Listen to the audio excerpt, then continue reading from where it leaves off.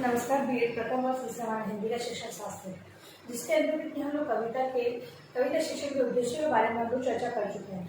आज हम लोग कविता शिक्षण की विधियों के बारे में जानेंगे कि कविता का शिक्षण में पहली बात तो बालकों को करवाया क्यों जाता है, और दूसरी बात कि अगर उनको करवाया जा रहा है तो किन किन विधियों को एक शिक्षक को अपनाना चाहिए। और सबसे पहली बात कि कविता की जो पाठों का समावेश, कविता पाठ का जो समावेश विद्यार्थियों को पाठ्यक्रम में किया जाता है, वो पाठ्यक्रम जो निर्माण होता है, जो कमेटी होती है, उनके आधार पर उन कुछ उद्देश्यों को ध्यान में रख के वो करते हैं।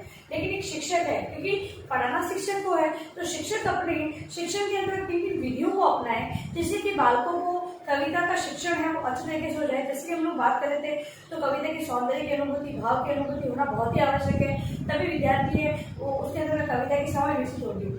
तो उन्हीं आधार पर एक शिक्षक है वो कविता की कुछ ऐसी विधियां हैं जिनको अपनाते हुए अपने शिक्षण को प्रभावी और रुचिकर बना सकता है तथा विद्यार्थियों के अंदर कविता की समझ विकसित कर सकता है। आइए हम इन विधियों के बारे में जानते हैं। तो पहला है गीत प्रणाली। गीत प्रणाली क्या होता है? गीत प्रणाली जो छोटी कक्षाओं में, प्रारंभिक जो कक्षाएं होती है, उनके अंदर विद्यार्थियों को जो कविताएं दी होती है वो लय और ताल से युक्त होती है। उनका कोई अर्थ नहीं होता, वो अपने अंतर्गत कोई अर्थ नहीं होती, लेकिन बच्चों को अच्छा लगने, रुचिकर लगे और पाठ्यक्रम को सरल बनाने के अंतर्गत वो अपनी भूमिका निभाती है। तो गीत प्रणाली के अंतर्गत जो कविताएं होती है वो गीतों के माध्यम से गाई और लय और ताल के साथ गाई और विद्यार्थियों को सुनाई जाती है। ठीक है, गाकर सुनाई जाती है। तो इस प्रकार से जो गीत प्रणाली है उसमें कविता को गीत के समान, जिस प्रकार गीत को किस प्रकार गुनगुनाया जाता है, किस प्रकार लय और ताल के साथ गाया जाता है, उसी प्रकार कविता को भी गीत के साथ गाया जाता है और विद्यार्थियों के सामने कविताएं प्रस्तुत की जाती है। दूसरी विधि है अभिनय प्रणाली। अभिनय प्रणाली यहाँ पर गीतों के आधार, कविताओं के आधार पर जो अभिनय, मतलब कि अगर मान लो किसी वीर से संबंधित कोई कविता है तो वीरता या पराक्रम उसमें दिया होगा, तो उसी प्रकार के हाव भाव, आंगिक जो प्रदर्शन करते हुए अध्यापक है वो अभिनय करते हुए गीत मतलब कि कविता को बताएगा। तो इसके अंदर अभिनय है वो मेन अपनी भूमिका निभाता है। एक शिक्षक जो नाटकीय, जिसका नाटकीय रूपांतर या ये कहे कि जो अभिनय में परिपक्व हो, ऐसा अध्यापक इस प्रणाली को अपनाते हुए अपनी कविता को सरल और रुचिकर या प्रभावी बना सकता है। तो अभिनय प्रणाली के अंतर्गत कविता को पूर्ण रूप से अभिनय करते हुए बताया जाता है, जिससे कि बालकों के अंतर्गत जो अभिनय को ध्यान रखते उस कविता का अर्जन किया जाता है। अगला है अर्थबोध प्रणाली। अर्थबोध प्रणाली, अर्थबोध प्रणाली जो है जिसके अंतर्गत अध्यापक है वो कविता के अर्थों को बताता है, कविता के अर्थ को विद्यार्थियों को बताता जाता है। ये ज्यादा ये जो प्रणाली वो अमनोवैज्ञानिक प्रणाली के अंतर्गत आती है, क्योंकि अध्यापक कविता के अर्थ बताता जाता है, विद्यार्थी नीरस होकर उसे केवल सुनते हैं। तो यहाँ पर ये प्रभावपूर्ण प्रणाली तो नहीं है, लेकिन कविता के अर्थ को बताते हुए इस प्रणाली का प्रयोग एक शिक्षक कर सकता है। फिर है व्याख्या प्रणाली।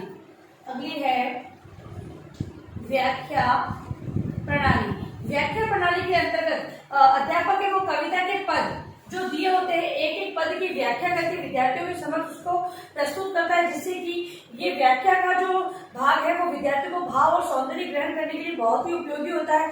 इसलिए व्याख्या प्रणाली का प्रयोग कक्षा में एक अध्यापक करता है, क्योंकि व्याख्या के आधार पर विद्यार्थियों को कविता से संबंधित संपूर्ण भाव, सौंदर्य और उसके अंदर जो निहित विभिन्न प्रकार की जानकारी होती है वो सारी अध्यापक प्राप्त करता है। तो व्याख्या के आधार पर तो व्याख्या की जाती है इसके अंतर्गत। अगला है व्यास प्रणाली। व्यास प्रणाली ये एक नवीन प्रणाली या आधुनिक प्रणाली है, और व्यास प्रणाली के अंतर्गत अध्यापक आवश्यकता होने पर जो पद होते हैं उसकी व्याख्या करता है और लगता है कि इनके अर्थ बालकों को स्पष्ट कराया जाए तो अर्थ का प्रयोग करता है। कहने का तात्पर्य ये कविता, जिस प्रकार कविता लिखी होती है उसी के भाव को जानकर समझकर अपने अनुभवों के आधार पर विद्यार्थियों से प्रस्तुत किया जाता है। यानी व्यास प्रणाली के का मतलब ये कह सकते हैं हम कि शिक्षण की सबसे महत्वपूर्ण प्रणाली है, जिसके अंतर्गत अध्यापक अपने विषय वस्तु को बहुत अच्छे तरीके से प्रस्तुतिकरण करता है। तो इसमें अर्थ, व्याख्या सब कुछ आ जाता है। फिर है तुलनात्मक प्रणाली।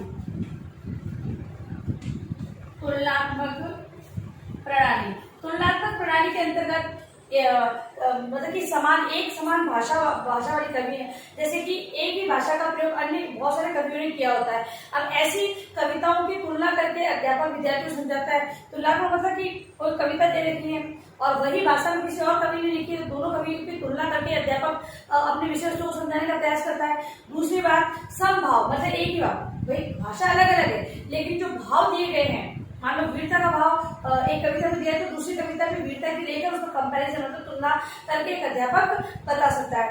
इसके अलावा एक अध्यापक है अलग अलग कवियों की कविताओं की तुलना करके भी विद्यार्थी 3 प्रकार से तुलनात्मक प्रणाली को अपनाते हुए कविता शिक्षण करवाया जा सकता है। फिर है समीक्षा प्रणाली। समीक्षा प्रणाली समीक्षा प्रणाली के अंतर्गत एक अध्यापक है वो कविता में निहित भाव, सौंदर्य आदि की समीक्षा करते हुए विद्यार्थियों के समक्ष विषय वस्तु को प्रस्तुत करता है। ये जो समीक्षा प्रणाली है वो बड़ी कक्षाओं के लिए जरूरी, तथा जो ये व्यास प्रणाली है ये भी कक्षा 9 और 10 के लिए अपनाई जाती है, जबकि छोटी कक्षाओं के लिए भी अपनाई जा सकती है। फिर है प्रश्नोत्तर प्रणाली। प्रश्नोत्तर जो प्रणाली होती है, अध्यापक है कविता से संबंधित प्रश्न बालकों से पूछता है। भाई कविता बालकों के लिए नहीं है कविता, लेकिन उनके जो पूर्व ज्ञान से संबंधित प्रश्नों को आधार मानते हुए अध्यापक उनके प्रश्न रखता है, जिससे कि और उसके बाद प्रश्नों का उत्तर देने के बाद उसमें अपेक्षित सुधार करने के बाद विद्यार्थियों के समक्ष कविता का प्रस्तुतिकरण को देता है। तो प्रश्नोत्तर प्रणाली के माध्यम से भी एक अध्यापक विद्यार्थियों को कविता शिक्षण करवा सकता है। अब हम कविता पाठ का जो शिक्षण की जो प्रक्रिया है उसके सोपानों की चर्चा हम लोग यहाँ करेंगे। कविता शिक्षण, कविता पाठ शिक्षण की प्रक्रिया। कविता पाठ शिक्षण की प्रक्रिया, कविता का जो पाठ कराया जाता है वो किन सोपानों या किन चरणों के आधार पर कराया जाता है। पहला होता है प्रस्तावना। सभी लोग जानते हैं प्रस्तावना की जाती है, ठीक है। हम लोग पाठ बनाते हैं, सबसे पहला कॉलम हमारा प्रस्तावना का आता है। प्रस्तावना में क्या होता है, तो प्रस्तावना में कहानी से संबंधित कोई प्रश्न हो सकते हैं, या फिर किसी चित्र को दर्शाते हुए प्रश्न हो सकते हैं, किसी कविता को लेकर प्रश्न हो सकते हैं, किसी दोहे, मुहावरे आदि को लेकर प्रश्न किए जाते हैं। ये प्रश्न 4 से 5 प्रश्न होते हैं, जिसके माध्यम से विद्यार्थियों का पूर्व ज्ञान का पता एक शिक्षक लगाता है और उसके बाद अपना प्रस्तुतिकरण देता है। तो प्रस्तावना के अंदर प्रश्न हो सकता है, कोई कहानी हो सकती है, दोहे हो सकते हैं, मुहावरे भी हो सकते हैं। फिर है उद्देश्य कथन। उद्देश्य कथन या प्रस्तुतिकरण। उद्देश्य कथन, अध्यापक विद्यार्थियों के समक्ष कहता है कि आज हम इस विषय वस्तु या इस कविता, इस पाठ का अध्ययन करेंगे। तत्पश्चात वो प्रस्तुतिकरण के अंतर्गत प्रस्तुतिकरण को उनके सामने मतलब कि अपना प्रस्तुतिकरण उनके सामने रखता है। तो उसके अंतर्गत आदर्श वाचन सबसे पहले वो करता है। आदर्श वाचन क्या होता है? आदर्श वाचन, तो आदर्श वाचन के अंतर्गत एक अध्यापक अपने हाथ में पुस्तक लेते हुए विद्यार्थियों को कहता है कि सभी से अपने सामने पुस्तक रखें तथा आदर्श वाचन मतलब कि कविता का वो पाठ करने लग जाता है। अगर कोई संगीत में रुचि रखता है या फिर किसी की जो आवाज वगैरह अच्छी होती है तो वो अध्यापक के गाकर लय गति को ध्यान में रखते बहुत अच्छे तरीके से पढ़ाता है। अन्यथा कोई सामान्य जिस प्रकार कविता का शिक्षण आरोह अवरोह यति गति को ध्यान में रखना होता है उस प्रकार से करता है। तो जिसको लय से गाना आता है वो अपने आदर्श वाचन के अंतर्गत कविता को गाकर विद्यार्थियों के समक्ष प्रस्तुत करता है। फिर है अनुकरण वाचन। अध्यापक है कुछ छात्रों को अनुकरण वाचन का निर्देश देता है। तो बालक है वो कुछ एक बालक होते हैं जिनको निर्देश दिया जाता है, वो क्या करते हैं अनुकरण वाचन मतलब कि खुद भी उस पाठ को पढ़ना प्रारंभ करते हैं, कविता को वाचन को करने लग जाते हैं। अगला है केंद्रीय भाव प्रश्न। केंद्रीय भाव प्रश्न, अध्यापक कविता का जो वाचन खुद भी कर लेता है, विद्यार्थियों से भी करवाता है, उसके बाद कुछ एक प्रश्न पूछता है जिससे कि जानने का प्रयास करता है कि मेरे द्वारा समझाई गई या मेरे द्वारा पढ़ी गई कविता के में जो निहित भाव है विद्यार्थी उसको समझ पाए या नहीं पाए हैं। तो इस कारण वो क्या करता है, केंद्रीय भाव संबंधित प्रश्नों को उनके सामने प्रस्तुत करता है। फिर है स्पष्टीकरण या सौंदर्य अनुभूति। स्पष्टीकरण या सौंदर्य अनुभूति। स्पष्टीकरण सौंदर्य अनुभूति के अंतर्गत अध्यापक है वो कविता के मूल भाव, जो कविता के अंदर भाव दिए गए हैं या उसके अंदर सौंदर्य जो बताया गया है उसके बारे में व्याख्या करके विद्यार्थियों के समक्ष प्रस्तुत करता है। फिर है सस्वर वाचन। उसके बाद कविता को पुनः अध्यापक पढ़ता है और विद्यार्थी उनको ध्यानपूर्वक सुनते हैं तथा उसके भाव को ग्रहण करने का प्रयास करते हैं। इसके बाद है अर्थ ग्रहण और सौंदर्य बोध परीक्षण। इसके अंतर्गत जो कविता से संबंधित जो सौंदर्य की बात होती है उससे संबंधित प्रश्न, यहाँ पे केंद्रीय भाव को ग्रहण करना कि केंद्र में क्या बताया गया है, मतलब कि ये कह सकते हैं कविता का शीर्षक है रखा गया है वो उस कविता को ध्यान में रखकर रखा गया है या नहीं रखा गया है, ऐसी सारी चीजें उस केंद्रीय भाव को समझने का प्रयास किया जाता है। उसके बाद यहाँ पर अर्थ ग्रहण या सौंदर्य बोध के प्रश्नों को एक अध्यापक उनके समक्ष प्रस्तुत करता है, विद्यार्थी उनका उत्तर देते हैं तथा जो भाव बताया गया है उस भाव के बारे में अपनी सामान्य जो जानकारी होती है उससे संबंधित प्रश्नों के उत्तर को देने का प्रयास करते हैं। फिर है रचनात्मक कार्य।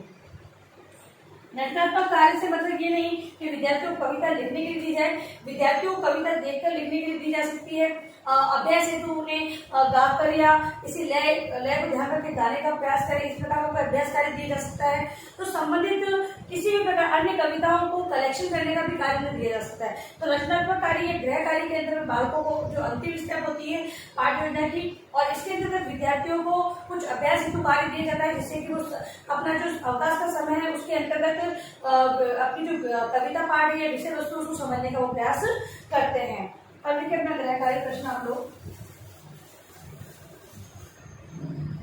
गृह कार्य है जो दो टॉपिक आज हमने पढ़े हैं उसी को गृह कार्य में आप लोग लिखते जाएंगे। कविता शिक्षण की विधियां तथा प्रक्रिया को समझाइए। एक ही प्रश्न का उत्तर एक ही प्रश्न है जो हमने दो टॉपिक के उसमें एक प्रश्न बना दिया मैंने, और इसी का उत्तर आपको अपनी उत्तर पुस्तिका में लिखना है। और अंत में इस महामारी के दौर में कम से कम आवश्यक कार्य होने पर बाहर निकले। आप बाहर निकलते 3 बातों का विशेष ध्यान रखिए, मास्क लगाए, सोशल डिस्टेंस बनाए और हाथों को वापस से अटैच करते हैं। सुरक्षित ध्यान रखें।